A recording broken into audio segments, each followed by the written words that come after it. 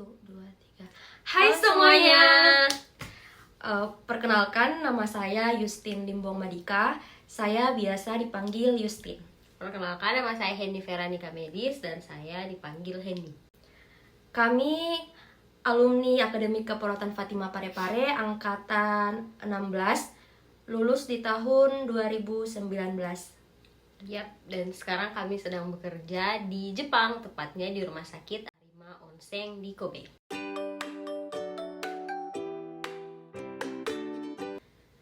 Jadi pada kesempatan kali ini kami akan bercerita sedikit tentang kesan kami selama pembelajaran dan selama proses kami ke Jepang.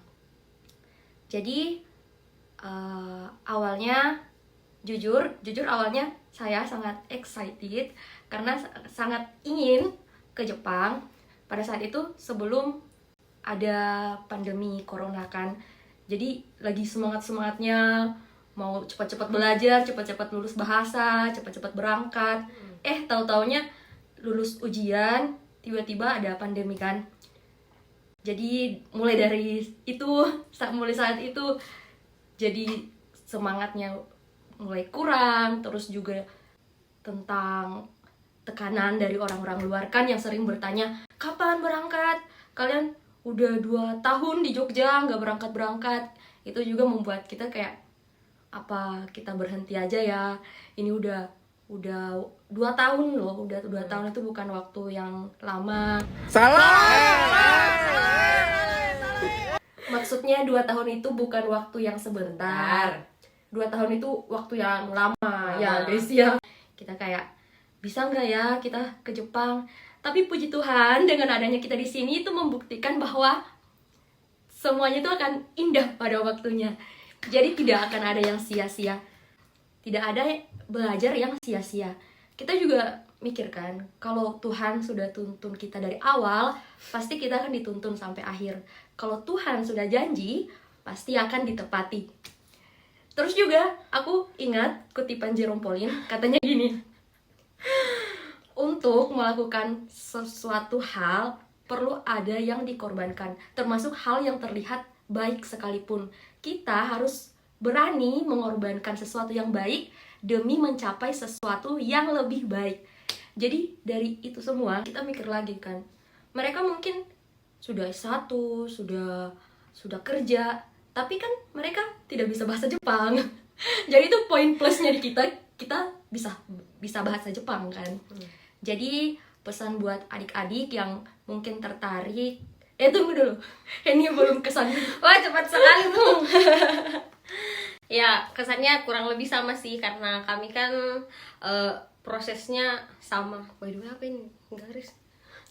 Kami prosesnya sama. Jadi kita sama-sama terus pas pulang, terus pas kembali lagi. Nah, pas tahapan pulang kembali itu pas pandemi kan, kami harus pulang dulu. Banyak sekali pertanyaan dari orang-orang yang bikin ya, mereka yang seharusnya mendukung, support bahwa kalian pasti bisa, tapi kenyataannya mereka yang bikin kita tambah overthinking. Cuman ya kita tidak apa-apa, karena kita yakin kita pasti berangkat, dan jawaban itu tidak kita katakan tapi kita buktikan dengan keberangkatan kita. Mantap, puji banget. Kalau Yustin tadi kutip kata-katanya Jerome Pauline, saya ingat kata-kata kurang lebih seperti ini. Hidup yang tidak dipertaruhkan tidak akan pernah dimenangkan. Jadi, apapun itu tujuan kita, harus ada yang dipertaruhkan. Nah, dalam hal ini adalah hidup kita. Maksudnya hidup kita, waktu kita, tenaga kita, pikiran kita. Karena kita masih muda, kita masih punya peluang yang besar.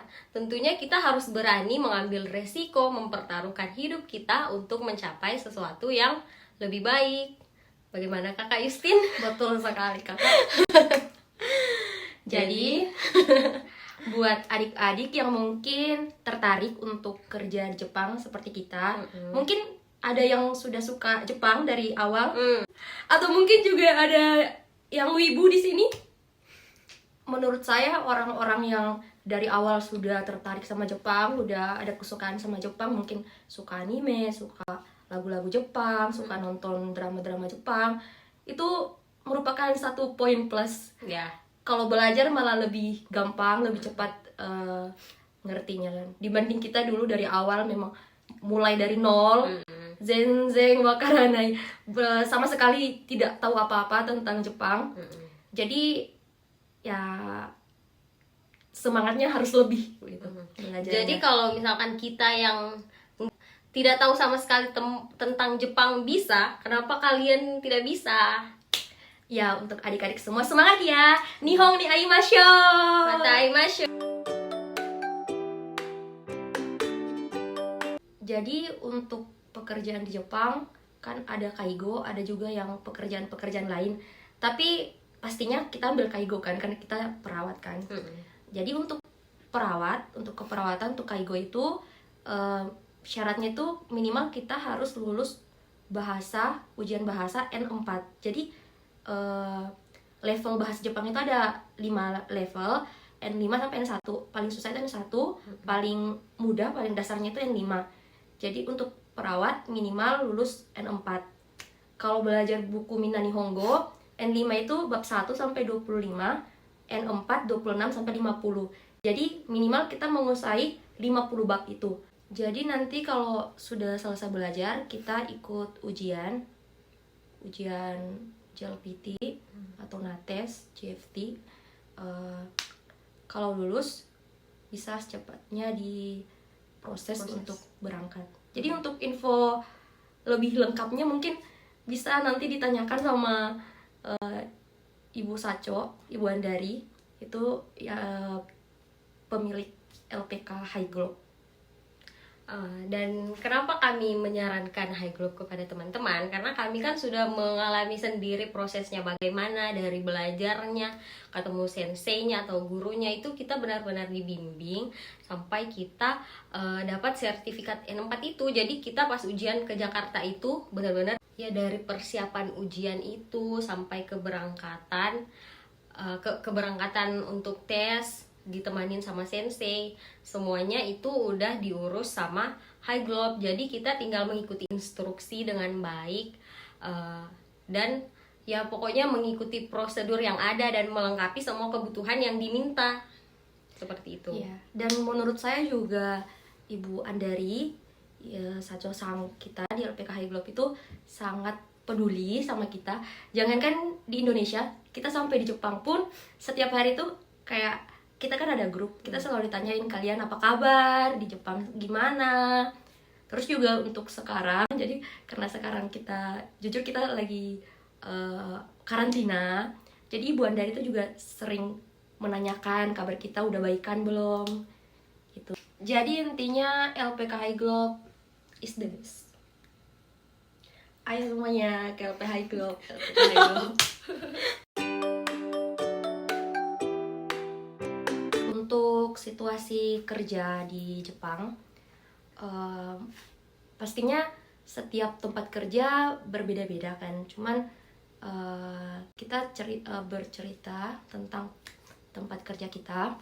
Di tempat kerja kita, puji Tuhan, orang-orangnya sangat welcome sama kita, orang-orangnya juga pada baik-baik. Jadi kita walaupun capek, namanya juga kerja pasti semuanya capek, tapi karena setiap harinya menyenangkan, jadi capek kita itu terbayarkan sama Kebaikan orang-orang dan sama gaji kita. Ya, bener banget. Ya. Jadi mungkin ya kadang juga dengar dari teman-teman di tempatnya mungkin ada yang kayak senior-seniornya itu kurang suka sama mereka, atau mungkin kurang peduli, kurang srek lah sama mereka.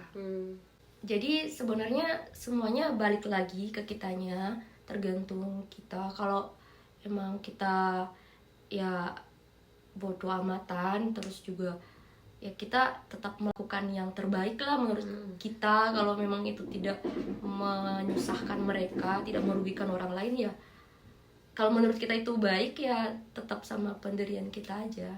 Dan makanya di sini bahasa itu sangat diperlukan, karena jangan sampai kita merasa kita tidak disukai atau bagaimana, tapi ternyata itu hanya salah paham karena kurangnya kemampuan miskomunikasi, karena kurangnya kemampuan bahasa kita. Jadi kita harus melakukan yang terbaik. Oke.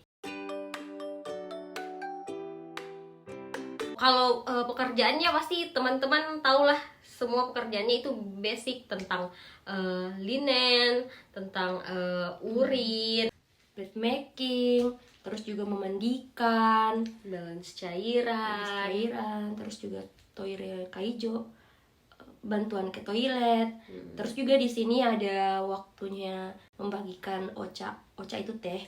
Jadi jam 10 pagi, jam 3 sore itu kita bagi teh buat pasien. Terus juga bantuan makan, memberi makan. Jadi dibagikan ke pasien yang masih mampu, dibagikan makanannya, yang butuh bantuan kita suap. Terus ada juga pasien dengan pasang NGT. Jadi beda-beda, tapi semuanya kita udah paham tentang itu. Iya. Kalau itu kan pasti teman-teman juga nanti mereka ospek ya, berarti belum ya. Tapi itu semua nanti saat praktek akan dilakukan. Malah di sini lebih gampangnya karena di sini ada alatnya. Jadi kita semuanya canggih, sangat canggih. Kalau di rumah sakit kan, kalau di Indonesia kan kadang kita memandikannya di atas bed kan. Jadi pakai sabun di atas bed, keramas di atas bed. Kalau di sini ada alatnya. Jadi ada yang dan ada ofuronya, ruangan khusus pakai alat mengangkat, jalan terus turun. Jadi bukan kita yang mengangkat pasien, tapi semua ada alatnya. Kita mah tinggal menjalankan, tinggal menyiram.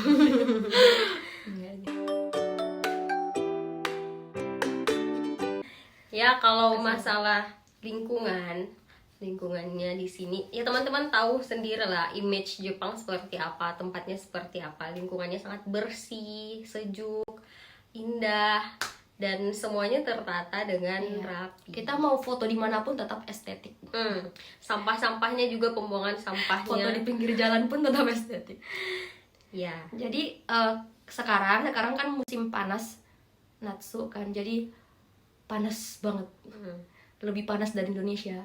Soalnya kalau di sini tuh panasnya nggak ada angin. Kalau Indonesia kan mending masih ada angin, jadi lebih adem lah. Kalau di sini panas, nggak ada angin, tapi banyak pohon, jadi aman, bisa berteduh. Ya, kalau masalah tempat wisata, teman-teman tidak usah khawatir karena di sini ada banyak sekali objek wisata yang bisa didatangi, mulai dari gunung, pantai, tergantung kesukaan dari teman-teman. Yes, bener banget. Jadi sebenarnya salah satu tujuan alasan kita ke Jepang itu pengen jalan-jalan sebenarnya. Iya, dan itu hal yang wajar. Ya, kapan lagi kerja sambil jalan-jalan ya kan? Untuk feeds Instagram. Itu buat seleb Henny. Sedikit cerita dari kita untuk memberikan gambaran kepada teman-teman. Semoga teman-teman termotivasi dan tidak lagi khawatir. Oh iya, kalau masalah tempat tinggal, di sini kami tinggal di apartemen. Dan di apartemen kami terdiri dari 2 kamar tidur, 1 ruang tengah, 1 dapur, kamar mandi, dan juga toilet. Ya. Nanti di akhir video kita akan mencantumkan video room tour kita. Sheila, room tour udah kayak vlogger aja. Jadi nanti kita ada video room tournya biar teman-teman juga bisa melihat isi apartemen kita sama pemandangan di luar. Dan for your information, untuk isi apartemen kita itu semuanya udah disediain. Jadi nanti yang teman-teman lihat itu semuanya pure dari perusahaan. Ya. Happy watching guys. See you. Nihon ni aimasho. Ayolah ke Jepang lah, kita ketemuan. Halo semuanya, jadi ini kita di pintu masuk. Kemudian ini pintu untuk masuk ke kamarku. Nah, ini kamarku, penampakannya seperti ini. Oke. Setelah itu kita ke Di sini ada seimenjo atau tempat cuci muka, sikat gigi, kemudian ada toilet. Nah, ini kamar mandi, ada tempat buat berendamnya juga. Oke, mari kita lanjutkan video Henny. Jadi di sini dapur, di sini sudah ada microwave, sudah ada rice cooker. Jadi pas kita datang itu semuanya sudah ada, sudah disiapkan sama pihak rumah sakit. Di sini juga ada kulkas, tapi untuk isi kulkas kita isi sendiri ya guys ya. Jadi kita lihat sedikit view di luar. Ini sekitaran jam 6 sore. Di sini masih terang. Dan mataharinya cantik sekali, kayak kamu. Kita masuk lagi. Oh iya, di sana ada kardus. Itu bantuan makanan dari kecamatan, tadi pagi dibawain sama orang dari kecamatan. Jadi karena kita sekarang lagi isolasi mandiri selama 10 hari, kita tidak boleh kemana-mana, jadi dapat bantuan makanan dari kecamatan. Baik sekali Bapak Kecamatan. Ini ruang makan sekaligus ruang tamu. Jadi kalau kita makan juga di sini. Oke, ini kamar aku. Kamarnya Justin. Sangat bersih bukan? Bukan. Mari kita lihat sedikit view di luar. Kita buka jendela. Wah, pemandangannya sangat cantik sekali. Oh iya, di sini juga banyak burung. Kalau siang tuh ada burung pipit, kalau nggak salah. Sore ada burung gagak. Jadi kayak enak aja gitu tiap hari dengar suara burung, nggak sunyi gitu. Ya, disponsori oleh jemuran tetangga. Kita masuk lagi. Di sini ada AC. AC-nya tuh merek Corona guys. Just for your information. Ya, kurang lebih seperti ini, seperti kamar pada umumnya kan. Oh ya, di sini juga ada futong. Futong itu kasur ala Jepang. Jadi di sini pakai kasur seperti ini. Ada bed juga sih. Kemarin sudah pesan tapi belum datang bednya. Bed modern gitu. Maaf guys karena semalam videonya nggak nyampe. Jadi kita lanjut pagi untuk closingnya. By the way, maaf ya guys kalau misalkan suaraku dari awal agak serak karena masih agak batuk juga. Oke, mungkin segini dulu video dari kami. Semoga sedikit video ini dapat memotivasi adik-adik untuk bekerja di Jepang seperti kami. Oke, sekali lagi semangat terus ya guys. Kami tunggu di Jepang. Ja, mite kurete arigatou gozaimashita. See you, bye bye.